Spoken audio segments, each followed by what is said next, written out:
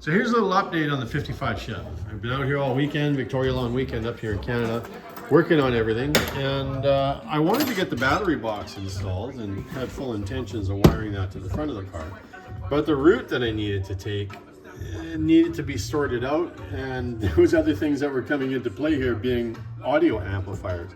Where was I going to mount those? How was everything going to wire up? And it takes a lot of forethought to get all this stuff kind of sorted out, not just in your head, but theory and practicality. So I have a couple of amplifiers to mount up. So Saturday and Sunday of this weekend, what I did is I made up this board, MDF, sized it all, templated it, got it all fitting properly, figured out how I was going to mount it, put a couple of brackets in up top. And then I mounted up the amps, drilled all the holes so all the cabling and everything could all be concealed. Once that was all sorted out, I thought, okay, where's my battery cabling going to go? So I got a couple of feeds out here, which sort of where my finger is.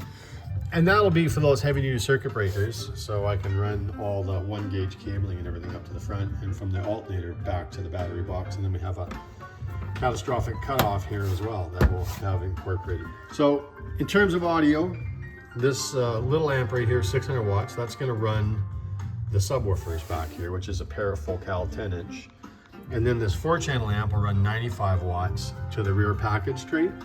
And up to the front is where I have another set of components. So that brought on the next quest on the weekend. Get the speakers sorted out and installed.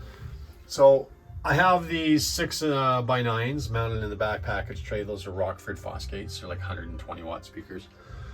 And then I needed to sort out what I was doing with the fronts and the sides. I originally thought about maybe kick panel speakers, and can't stand them. I thought about maybe mounting them in the doors there where I've circled them off. No, I didn't have the heart to cut the doors. But then I looked at the rear panels and I went, hey, there's this little black grid. It sits just ahead of the front seat, and it's big enough to squeak a 6.5-inch speaker in there. So I got a set of components with integrated crossovers. The tweeter's not installed on the right there yet, but that'll be coming once I get the panels finished up. So yeah, that's what's happening, audio.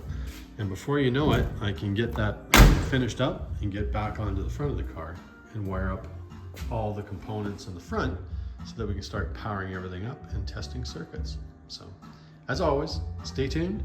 Let me know what you guys are working on, and we'll have more for you next week.